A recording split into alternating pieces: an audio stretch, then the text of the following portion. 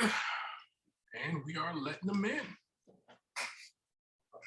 My dog back here eating nice.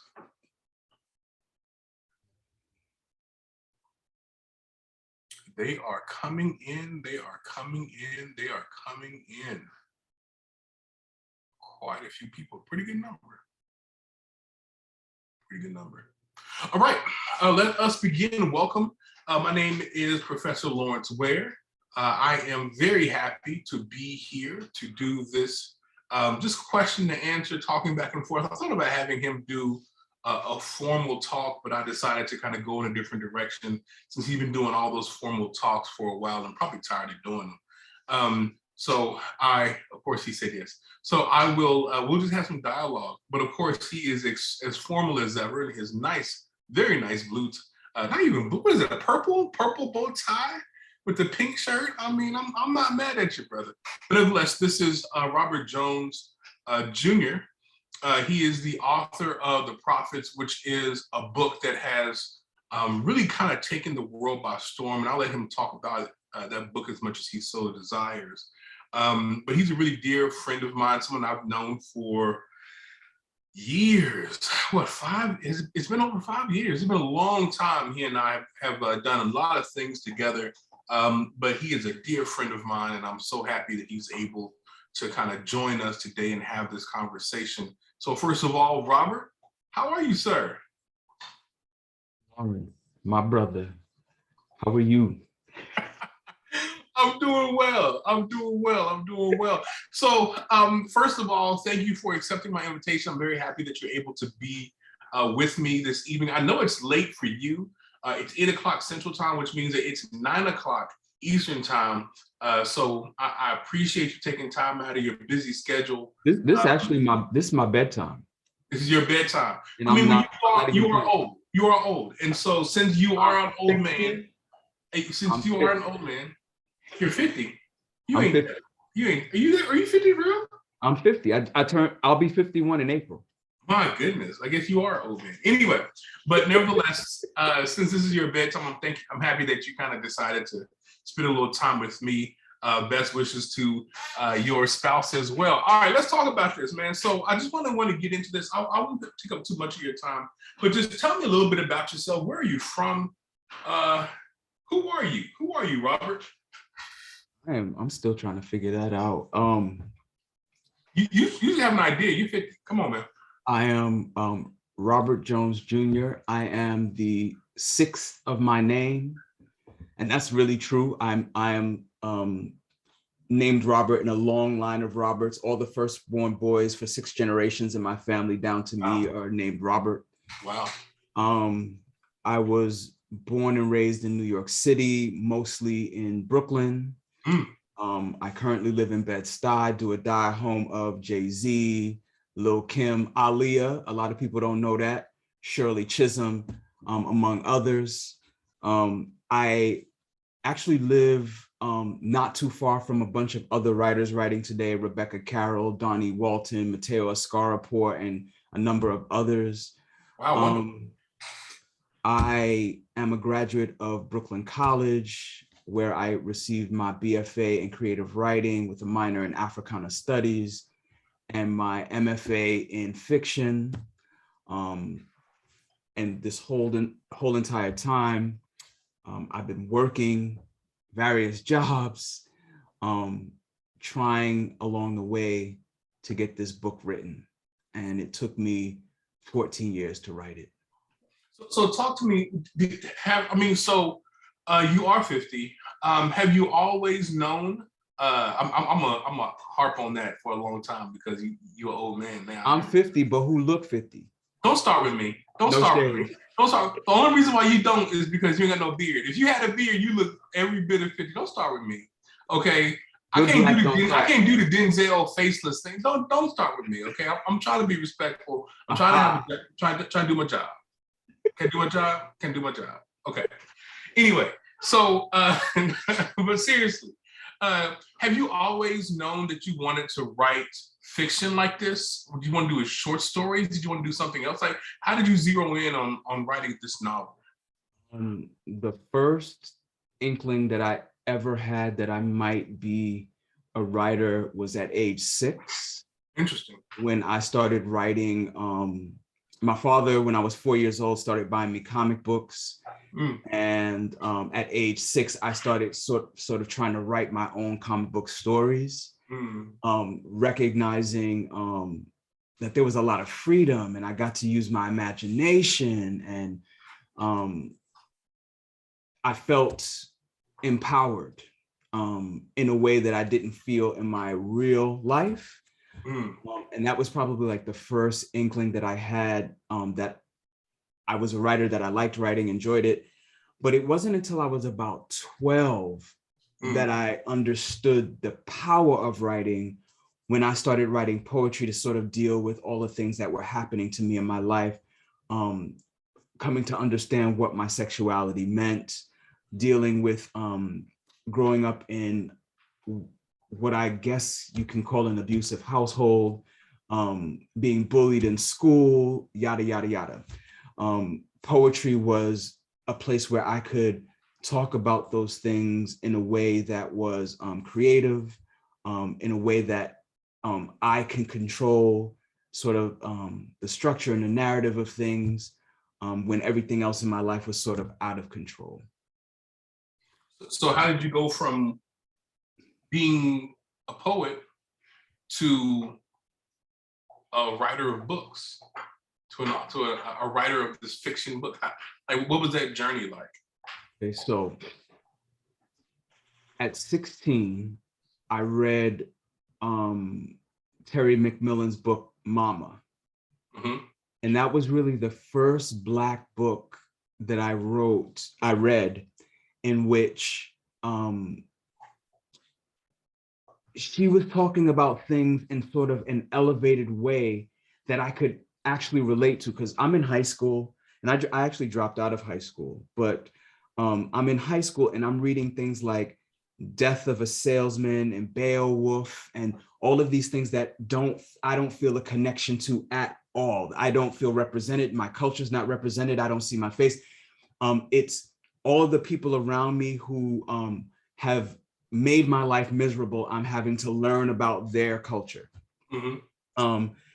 And I happened to be in Harlem, found a Black bookshop, walked in and was like, oh, wow, there's like all these books by Black authors. Randomly picked Terry McMillan's because it had an interesting cover, and read it and connected with it immediately. I really did not know, and that's so hard to like convey. I did not know Black people could tell these sorts of stories and they could be published. So I started attempting to write a novel after that. I never finished it. I did not have the skill to write it the way I wanted to write it. And so I stopped, but I realized there was something in me that felt as though that was where my blood was beating, in that direction. But life interferes. I started working when I was 14 years old, and I was trying to, go to school, work part-time, and do this like side thing that wasn't really getting much support, because I came from a blue collar family where things like the arts, even though everybody in my family is artistic, my grandfather was a tap dancer, my mother's a seamstress, my aunts can sing, all of this kind of stuff. No one really looked at those things as gifts. They saw them as hobbies, as size things, as things that were, not important. For them, what was important was getting a good city job with good benefits, good salary, and good pension. Right. So I never really thought of my writing as a gift. So I spent a lot of time working and doing all of these other things that were not related to my writing, even though I kept writing during this time. But it wasn't until I got fired from a job and was in the process of looking for another one when I had an epiphany watching Oprah. I know that's so cliche, right? It is. It's extremely cliche. I wasn't gonna say nothing about it, but it's extremely cliche. But keep going. Keep going. I was 31 years old and jobless, living in Charlotte, North Carolina. Oh my goodness! Wow. Away from Everything you knew, yeah. everyone that I knew. Yeah. And I said, okay, what am I gonna do? And this Oprah episode comes on, and this gentleman's on there talking about people needing to live in their purpose. And he said something to the effect of, you know what your purpose is because it's been the thing that you've been doing from day one and you've been ignoring or running from. Wow. So it was like, okay, it's writing for me. And so I'm at the unemployment office. I'm thinking to myself, okay, what do I need to do? What's the next step I need to take in order to become a writer? Because I didn't know. There was no Google back then. That's how old I am. I'm sure there was Google, but it's fine. No, they had Ask Jeeves, maybe. Oh my goodness, I remember Ask Jeeves. Oh, or Navigator, something Navigator, maybe. Yeah, I remember they did not have Google. that. Yeah, had Netscape. I remember that. Netscape Navigator, yes. Yeah, I remember those. That time. Yeah. See, you old too. No, I just remember it. I'm not old. You old. But keep going. See, we have this professional conversation, man. Don't be like throwing little digs in there trying to get at me. Keep going. Go ahead. Bro. Hilarious. So I'm in the unemployment office and they have this big sign that says, like at the top, it says, if you want to be then you have to. And there's 2 columns and there's a list of professions and a list of things that you have to do in order to get into those professions. And I went down the list thinking they're not going to have writer there. Mm-hmm. And right near the bottom was writer. Get out of here. Dead ass. And I moved it over and it said, go to college. Wow. And I had attempted several times to go to college. I did a semester here and a semester there, but because I didn't know what my purpose was and why I was there, I kept leaving. I can see it. But now that I knew that I was there, and I had a lot of shame around that, a lot of shame around dropping out of high school and getting my GED, a lot of shame about not having a college degree.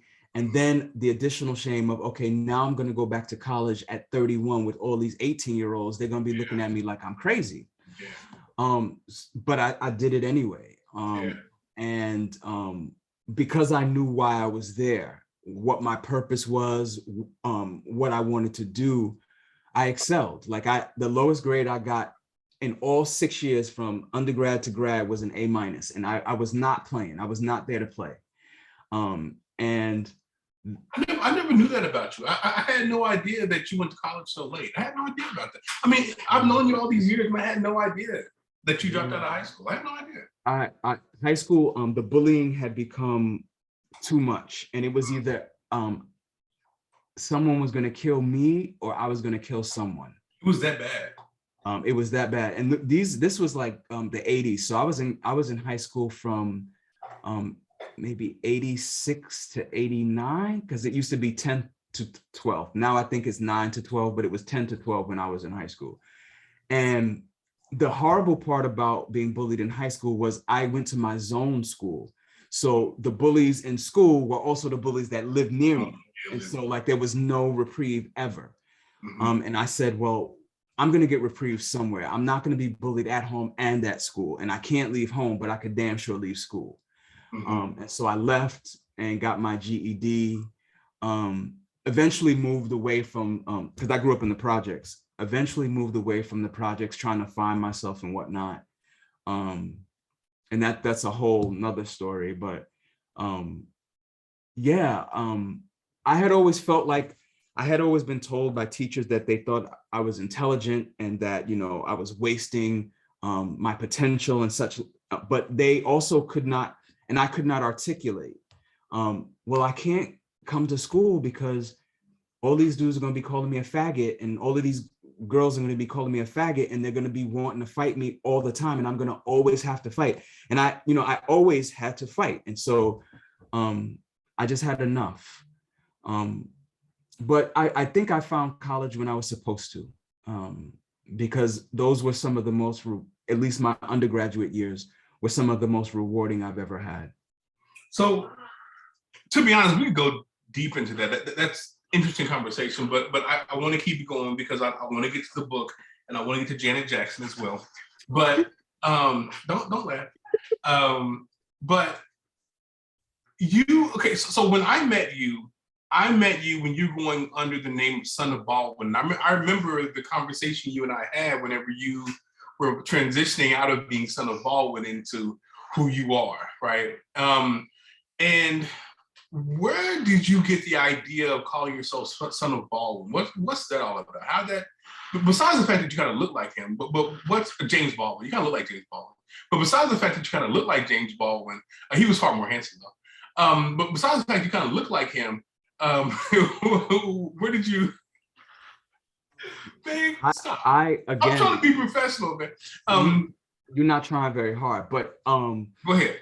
Baldwin, I discovered Baldwin late as well. I didn't discover James Baldwin until my first semester as when I went back to school as an undergrad. Really? Student. I was in a class called People, Power, and Politics, and we were assigned to read an essay by Baldwin called Here Be Dragons. And it was I think it might have been Baldwin's last essay.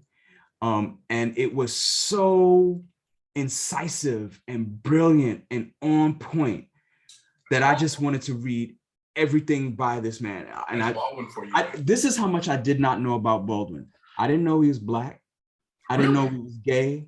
I didn't know he was from New York City. And I had never read anything by him before. Wow. So having discovered all of that, so here's this college student who's Black, gay, lives in New York City and wants to be a writer. And here's this man who is all of those things and had done all of those things exceptionally well. So I went and read everything by him and was wondering, like, why don't we make as big a deal of Baldwin as we do Martin Luther King and Malcolm X, because he is on their level. So like, I was like, no one's having these conversations about this stuff he was talking about. I'm going to start a blog called Son of Baldwin, which it started out on Blogspot, where we talk about all of this. Blogspot. God, dog, that's old. Keep going though. Golly, you might as well say WordPress. Keep going though. Keep going. Blogspot. I heard Blogspot at least 15 years, man. That's been a long time. Is it still around? I don't even know if Blogspot is still around. I don't think it is. I mean, it might be, but I don't think it is. I think you were the first and last person to work to do a Blogspot, but it's fine. It's fine. So I started the blog with the intention of talking about all of these issues, race, gender, sexuality, in a way that Baldwin did. Like, so bringing his work into it, trying to look at things from a perspective that Baldwin might have looked at things, and also move the conversations beyond Baldwin. What would Baldwin say now with this new information and such? And I moved that to Facebook in 2008. And through word of mouth, the community just started to grow. And the rest is kind of history. Yeah, I don't remember, to be honest, I don't remember how we got connected. I don't remember what happened, because I was doing writing and you were doing writing. I remember that we did a dialogue together. Was it a dialogue about Black Panther? Was it Black Panther or was it Get Out? I thought it was Get Out. It was Black Panther. Was it Get Out? Did we do that Black Panther too though? Well, I know we did Black Panther. I thought we did Get Out too. It was Get Out. Was it Get Out? We did something about something. We did a dialogue together, and that's how I got my agent and how I kind of got with the New York Times and got hooked up. So you've been very influential, very impactful for me. But this entire time, as you're doing this and you're figuring this out, and you're a Son of Baldwin, you also have this book that you're working on. That I heard you were working on it a little bit, but you didn't say very much about it. But you were working on this book. So let's talk about this book. This book. I have a copy of it here. Let me check and see if it's signed. No, it's not signed. Look at that. Even though we're friends, I want paperback. Even though we're dear friends, really good friends, best of friends. I would say brothers. I would say you and I are brothers. Wait, is your book by Damon signed? Did Damon sign your book? Who's Damon? Okay, now who's Damon? Okay. Why you bringing up other authors who are also close to me? Apparently, both you and Damon and Kissy, to be honest, apparently all y'all Negroes don't like me very much because y'all don't sign nothing for me. But it's fine. It's fine. It's fine. It's fine. It's not like I'm salty or bringing it up. I don't have your address, bro. Well, you need to get that. Anyway, I'm not gonna give it to you right now with all these people in the chat. But anyway, but we can talk about that offline. I'll text you later. Anyway, so you are working on this book. Can you show me your a paperback copy? I thought I saw something interesting on that paperback copy. What's that little circle thing? What's that little circle thing? What's that? No, not that. Over here. Oh yeah, but what is that? What is that? The Prophets was a finalist for the National Book Award. The NBA, the National Book Awards. Yeah, that's a big deal. That's a very big deal. Thank you. And if I remember correctly, because when I was working on something for the New York Times, I think I noticed that I saw your name on a list of books that are bestsellers for the New York Times. Is that true? 1 week, but yes, it did make the New York Times bestseller list. Hey man, that's what's up. That's what's up. I mean, it sounds like you buying lunch then. But the point, nevertheless, though, is you're working on this book. You're working on this book. Where did you get the idea for the book? Because it's a very interesting. Well, first of all, I see a question in the chat. I want to let you know that Blogspot. I think the question was Blogspot. So Blogspot was a website that people used to publish their blogs back in the day. So just a heads up on that. It was a very rudimentary template on which you can publish blogs. Literally, it was just like a square box where you could type in stuff and put pictures in and press publish, and it would, push up, and then you publish another one, and that would push that one down. And it was very, very early internet kind of stuff. Yeah, it was way back in the day. So that's what Blogspot was. But anyway, so where'd you get the idea for this book? Because I have a lot of questions about it. But let's just start with the genesis of the idea. Where did the idea come from? So I'm like in my last 2-3 semesters of undergrad as an Africana studies minor.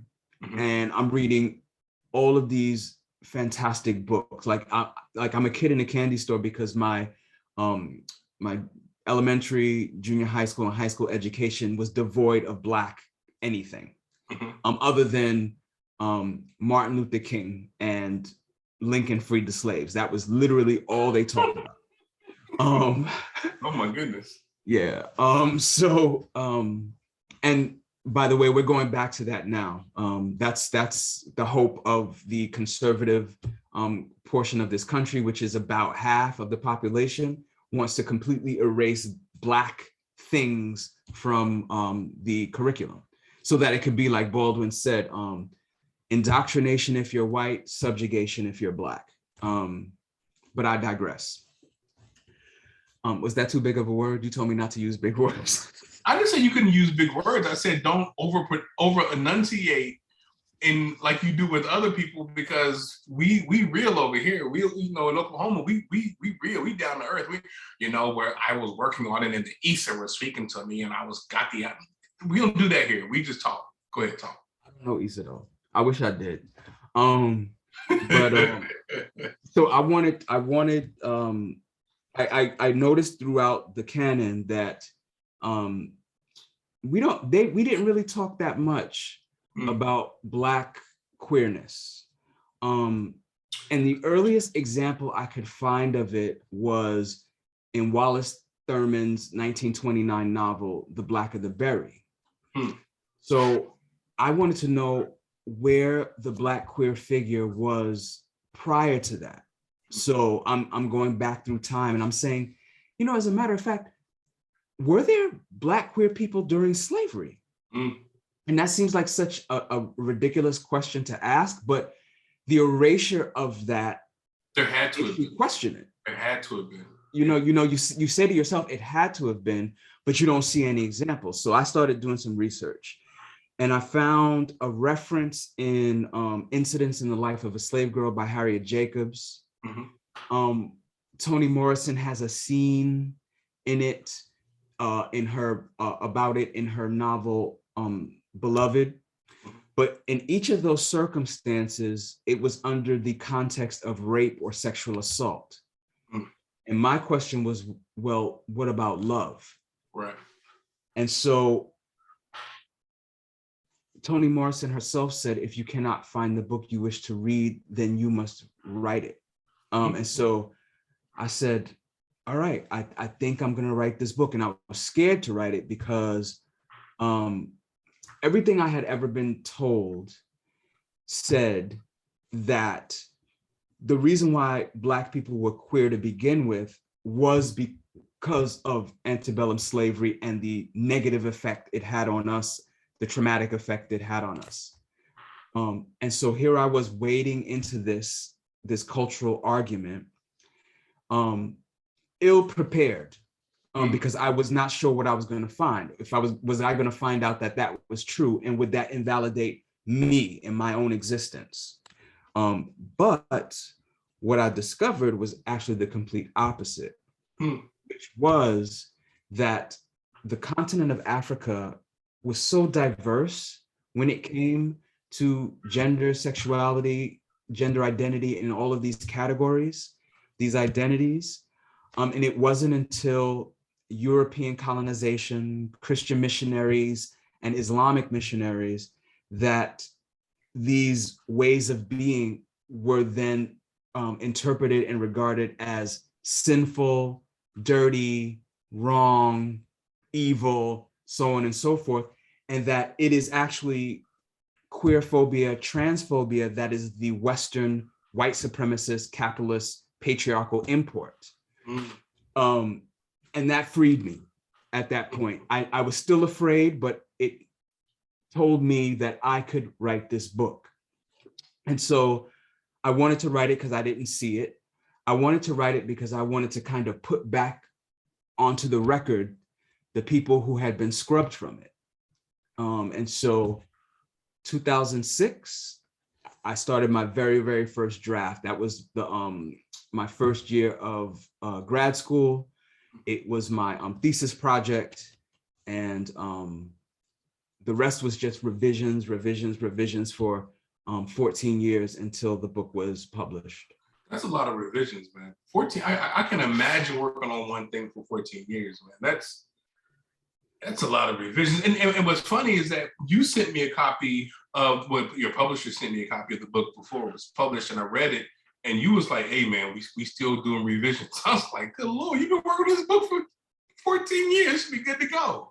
And I could look at this book right now. I haven't read it since it's been published. Wow. Because even when I read the excerpts for events and whatnot, all I can see are the things I want to change, the things that I would further revise about the book. And, you know, that's just the nature of being a writer. Yeah. I always say that you're always a better writer today than you were yesterday, but you're never as good a writer today as you will be tomorrow. And so as a writer, I'm always chasing tomorrow. And so even Toni Morrison said when she reread The Bluest Eye, there were things she would have done differently. Even though we consider that book a classic and think that it's perfect and wonderful, she felt like, no, there's things I would have done differently. And I think that's just the nature of writing. And part of the reason why it took me 14 years was because I was working, bro. Like I had a full-time job. You know, I had to write like 3 o'clock in the morning, and you know, go back to sleep at 5 to get up again at 7 to get ready for work and jet. And so all those little moments that I was stealing to write this book, thinking this shit ain't never gonna get published. Nobody's gonna want to read this. Everybody's gonna hate it. I'm not a good enough writer to actually do this the way that I want it done. And who's gonna want to publish this? But I kept going anyway. Something inside me was just like, nah, you got to write this. I can't imagine. I don't know. I really, really deeply admire that dedication to the craft for 14 years, working on one particular thing. I mean, I get bored, and I definitely understand not wanting to go back and read something once it's published, because I can definitely find issues with something and and be mad at myself. Why'd you say it like that? What's going on? What were you thinking? You know, so I understand that, but I can't imagine putting that out in the world after that. Like, were you nervous when it was published? Like, what was going on with you when it was finally published? I was terrified. I was, you know, when you're an unpublished writer, you have all these dreams, these fantasies. You have a vision board of what you want your writerly life to be like, you know. And so I had, you know, these ideas of, oh, will it be a #1 New York Times bestseller? Will it sell 1 million copies? Will it win all the awards? And, you know, all that kind of stuff. And it hasn't won any awards. It was, you know, a finalist for one of the most prestigious. It was a New York Times bestseller, even though it wasn't at the #1 position. So some of those things have come true. But also what I realized is that's not the real prize of being a writer. The real prize for me in particular in getting this work published is the fact that it got published. Because here you have a book. The Prophets is a book that does not have a white savior, that has fully dimensional, well-rounded Black characters, that is critiquing Christianity, white supremacy, and capitalism, has put dead center Black queer love, and is about an uprising, Black people breaking the chains of their enslavement. I've already eliminated 90% of the population as potential readers because somebody's going to be offended by something in that equation. The fact that this book got published, that Putnam, Sally Kim at Putnam, and Ivan Held at Putnam read a draft of this, and it wasn't even in their hearts to change it, to say things like, oh, well, you know, this might offend white readers. You might want to put a good white person in here just so that we could have a wider base. They were like, we think this writing is exceptional. We think that this book will have a life that is, you know, like the classics, and that this is a groundbreaking work.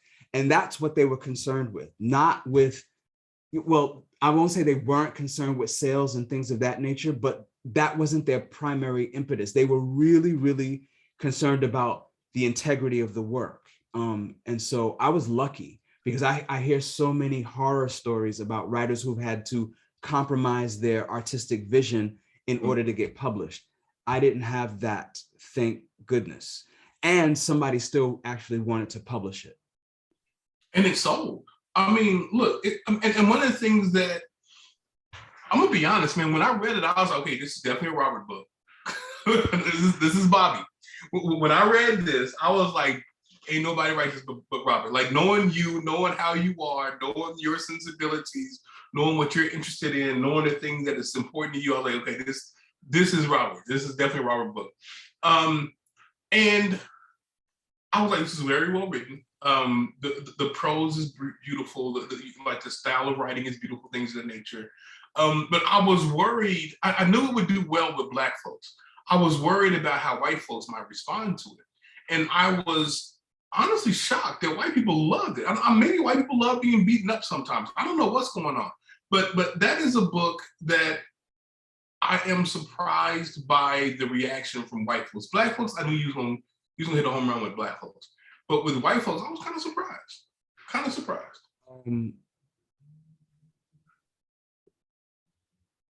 There's some nuance to that. People in general across the spectrum appreciate the craft of the book, the language. They find it well written and such. It's a very well written book. Yeah, it is. But they wrestle with the content, particularly the socio-political content. So even in some of the reviews that praise the book, there is still this sort of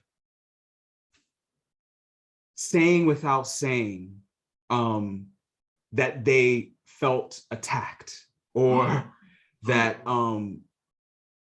I should have done something differently to make them feel more comfortable. They say it in ways that are surreptitious, but they say it, and it's hidden behind the praise. And then I also see it in the fact of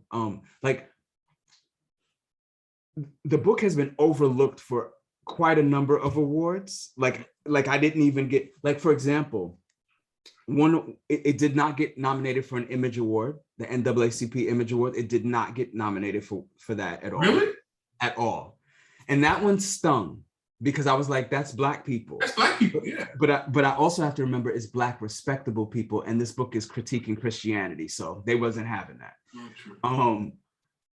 So that's why I kind of had to let go of certain expectations and be satisfied and pleased and thankful and grateful for the miracle that this book was published, and that it will find its readers, and that its readers will find it. Now, I know you are a high-class writer of highbrow work. I know that you're now moving among the elite in New York City. You know, you and Jay-Z are friends. You and Beyonce hang out. You and Kanye West, y'all hang out. You and Kim K are friends. My sister's in here. Don't say me and Beyonce hang out, because she'll be like, "You met Beyonce and didn't tell me." But I didn't. I know that you're there. I know you're doing well. Although Jay-Z and my cousin used to sell drugs together in Marcy. That's what's up. That's wonderful.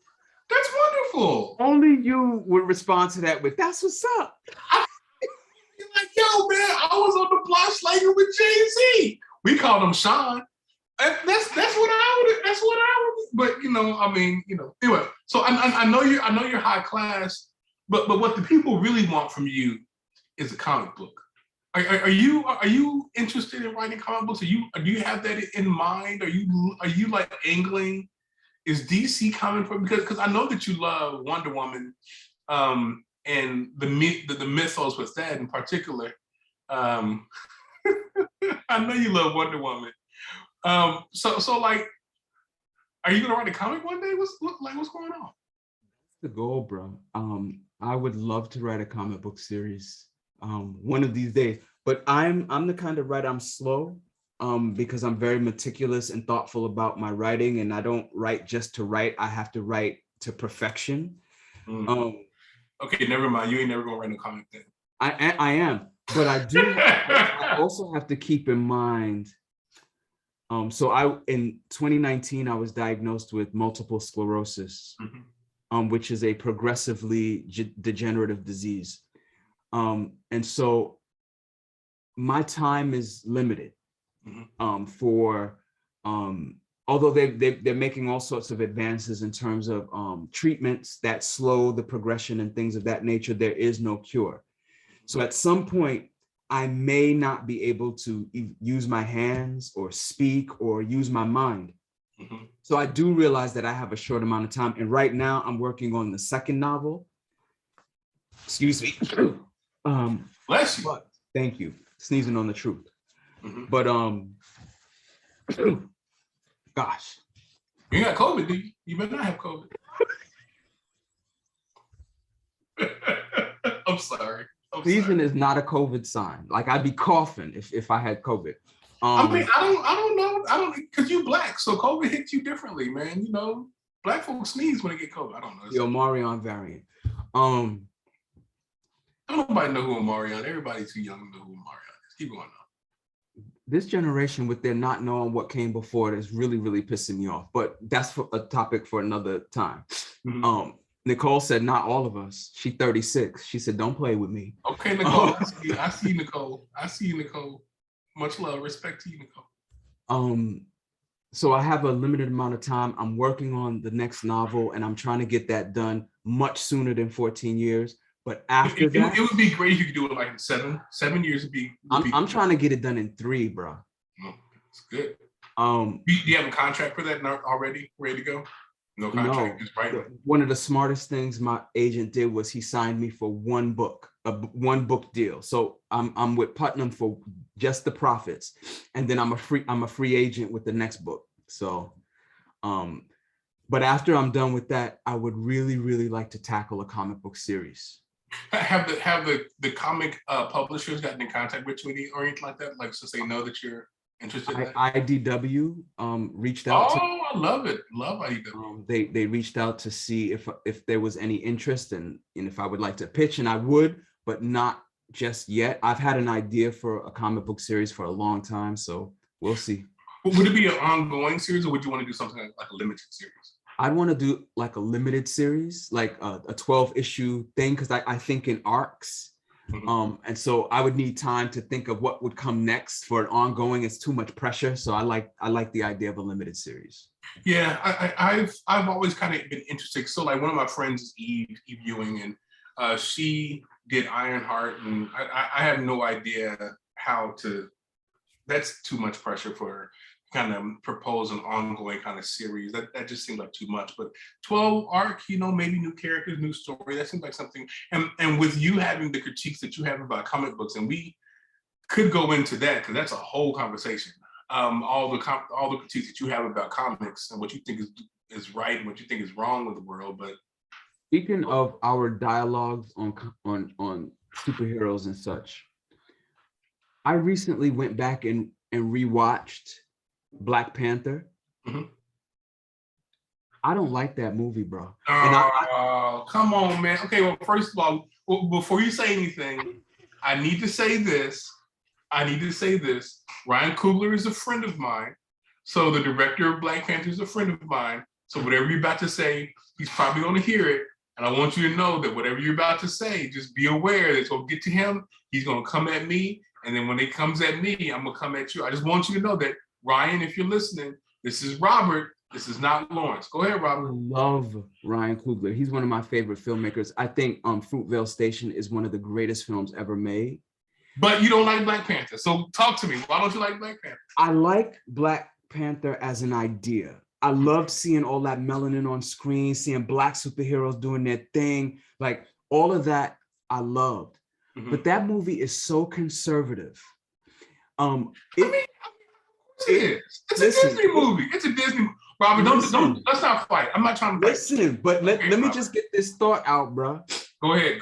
I'm sorry. They had a white man, a white federal agent in a ship shooting down Black people in ships. They made the villain the Black guy who wanted to free all Black people. And then this is the part that really fucked me up. So at the end of the movie, you mad for real? You said that. T'Challa and them are in America. They come to, is it Oakland? They come to Oakland, land the ship. Kids see the ship, Black kids on a basketball court, of course, and they see the ship and they're like, oh man, cool ship. We could break that down for parts. In whose imagination would Black kids want to break a spaceship down for parts? Black kids would want to be like, Black Panther, could you take us for a ride in your ship? So that told me that's the white gaze trying to slip shit in. Okay, listen, as a Black person. Listen, Robert. I hear what you're saying. I'm just saying that if I was one of those Black kids, the way that I was thinking back then, use a lie. No, I'm being honest. The way that I was thinking back then, in those days, I might have been like, I can break that down for part. I mean, because don't be a Black Klansman. Don't be a Black Klansman. I'm just being honest. I'm trying to convey to you. You was not gonna break shit down for parts. You was gonna want to fly because I didn't know how to. But I might have been thinking it. So what I'm saying is that at the end of the day, that movie was trying to merge criminality and Blackness in ways that I did not appreciate, and that ways that escaped me the first time I watched it. Yeah, that's the thing. I hear what you're saying.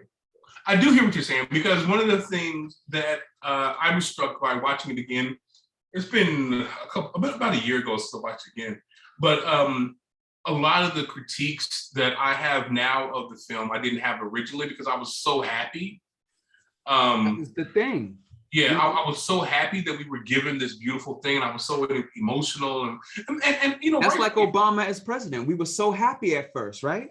And I have all the critiques now because Then I'm he not told the trying. Morehouse graduating class to pull up their pants, and we was like, "What?" Yeah, I mean, I hear you. I hear what you're saying. I hear what you're saying. But I do hear that critique. I think there's a lot of legitimacy to that critique. I mean, as there are oftentimes with you, it's why you get on my nerves. Because almost every time you say something, it has some kind of legitimacy to it. You always got something to say. But I mean, I'm just being honest. I'm that guy. So you're gonna write a comic book. Talk to me a little. I mean, we don't have a lot of time left, but one of the things that you and I really both love deeply are horror movies. Like, we really love horror movies. I love horror movies. In fact, people watch horror movies in October. I'm watching those things all year long. Anytime a new horror movie comes out, I'm always watching it and always catching up with the old ones that I've missed or whatnot. Just give me talk to me about. Are you thinking about maybe doing some horror stuff? Are you thinking about writing a horror book, something like that? I love Tananarive Due, who is a Black horror writer. Yes. And I would love to. I have so many things I want to do, and one of them is writing a horror novel. But I want to do something. If I'm going to write a horror novel, I want to write something that no one has written before. I don't want to rehash what has already been done. I want to do something unique that really strikes terror in the heart of people. And I don't yet have an idea for that, but yeah, I would love to one day write a horror novel. You're sounding like Jordan Peele. What kind of horror movies do you like, man? Tell me, just give me an idea of stuff that maybe I've not seen that you want, that I should definitely check out if I haven't seen it yet. I don't like gore. So like same. I do not like gore either. I don't like it at all. I have a problem with like I like zombie movies in theory, but they're too gory, and like I feel like it's happening to me. Like I feel like I'm getting bit on the arm or whatever. So I don't like gore. Mm-hmm. I do like films that have like this psychological terror to them. So I said I don't like gore, but I think The Exorcist is one of the scariest movies I've ever seen. No, it is the scariest episode I've ever seen. My sister laughs at it, but I think it's terrifying. And I think I caught on to The Exorcist too late, because by the time I watched The Exorcist, I was a little older, and I mean, I can see why people were afraid of it, but it was funny to me by the time I watched it. A lot of people, if you did not catch it, like between when it came out in 73 till about 83, you don't understand, because you don't understand how The Exorcist changed horror movies forever. Like before The Exorcist, it was like Werewolf, Frankenstein, and Dracula, stuff that was not scary at all. Then this joint came out where a little girl is stabbing herself with a crucifix and spinning her head around. You know, church attendance went up 230% the weekend after The Exorcist debuted. People were falling out of the theater, passing out, throwing up. They had to call ambulances. It really shook the culture. So if you come after that, you don't really, you're like, what? Like Chucky is scarier than The Exorcist, but you don't realize there could be no Chucky if there wasn't for The Exorcist there. Yeah. But anyway, I saw another movie recently called Saint Maud. I've been thinking about watching that. Was that good? Oh my God, that movie was so good. Was it really? It's so good. And I was like, that movie did things that I didn't expect. And so I tend to gravitate towards supernatural horror films. Wasn't Saint Maud, isn't that on Amazon or Shudder? I think it was on. It's on one of them. It's on one of those. Yeah, I'm gonna check it out. I saw a bootleg, but don't say nothing. They still bootlegging? I didn't know they still bootleg. See, that's that New York stuff. I didn't know people was bootlegging still. I had no idea, because I remember going to the barbershop. Cameras in theaters. Man. Old cameras in theaters, bro. Man, you need to stop. Because they holding phones in theaters now. Don't start. Don't start with me. But yeah, I would love to read, because knowing your sensibilities, whatever you came up with, it wouldn't be a typical horror movie. It wouldn't be like a vampire movie, or if it was a vampire book, rather, it'd be some kind of weird spin on it. Knowing you and knowing your sensibilities, so I would love that. Say what? It would be deeply Black and rooted in Black superstitions and such. Of course, it'd be Black. Because we're Gotta talking be. about Robert Jones here. Anything you do is Black. Everything. Everything you do is Black. So anyway, any final things? We are coming up on an hour. I was going to keep you at 45 minutes, but the conversation was so good. I kept it going. Any final thoughts that you'd like to share with us? Somebody asked a question in the chat. Yeah, I saw that question. If you want to answer, I'll let you answer it. So it says, I would like to know what Mr. Roberts you believes. I'm not sure exactly what he said. Believes it is the government push with MLK versus other influential people because it fits the U.S. government's agenda versus other influential people. I guess what the person is asking is why does the government focus so much on MLK? Yeah. And I think a part of that is because now that he's dead, now that they've killed him, let's be clear that it was the government who killed Martin Luther King Jr. They can now message him, so they can focus on the things that seem innocuous.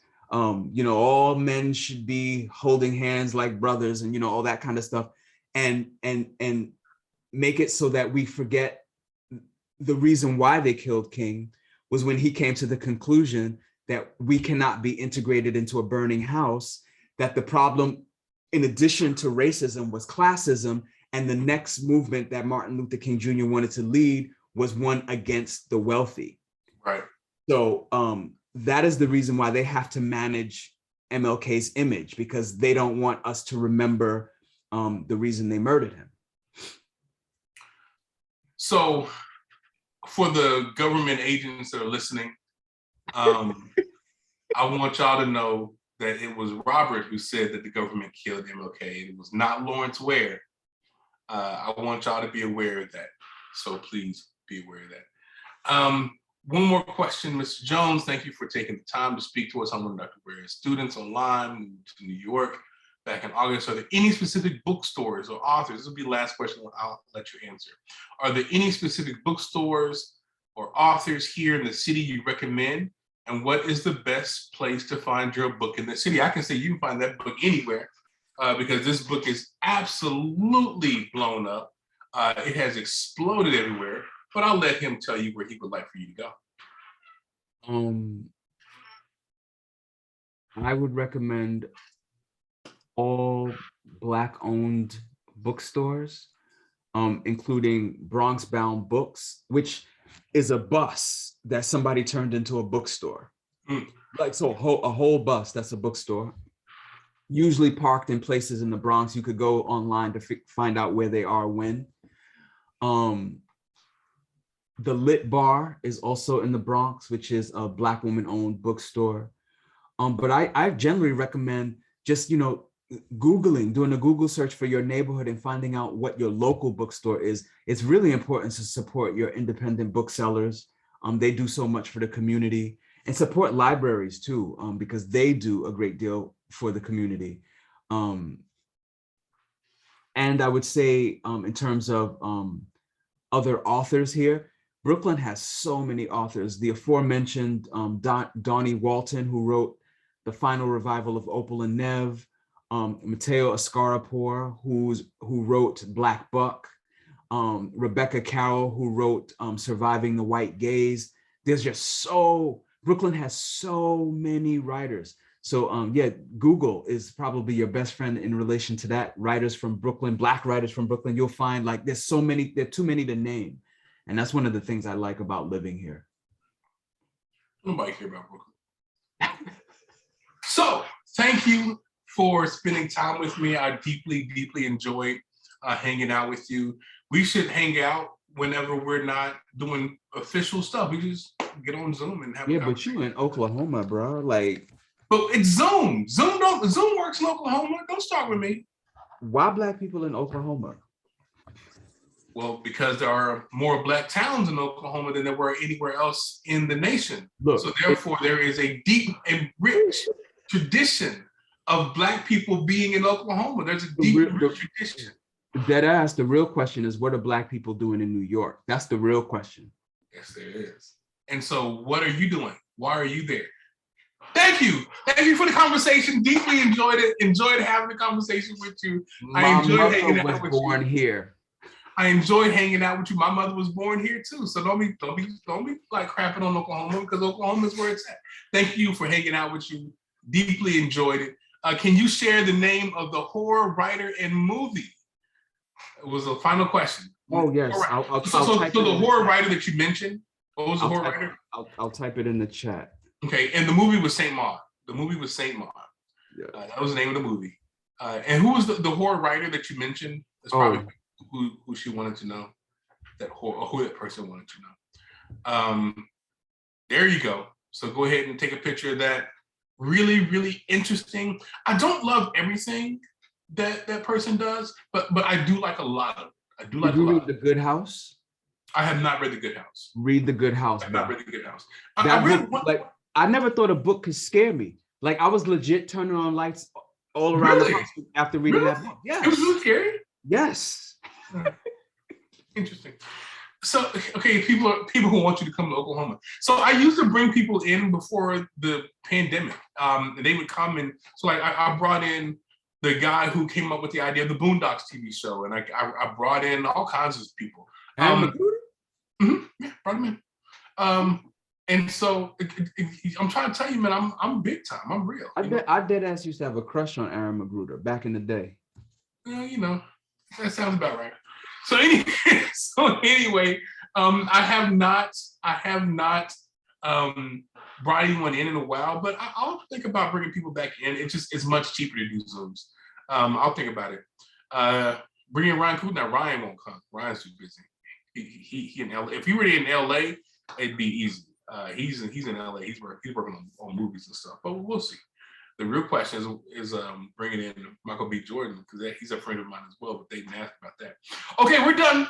Thank you for the conversation. Deeply enjoyed hanging out with you. Seriously, I deeply enjoyed hanging out with you. I deeply enjoyed you spending time with us. Thank you so much for that. Thank you so much. Take care of yourself. We'll be in touch, man. Lord, thank you for having me. Thank you, everybody, for coming. Thanks a lot. Thanks, man. Bye.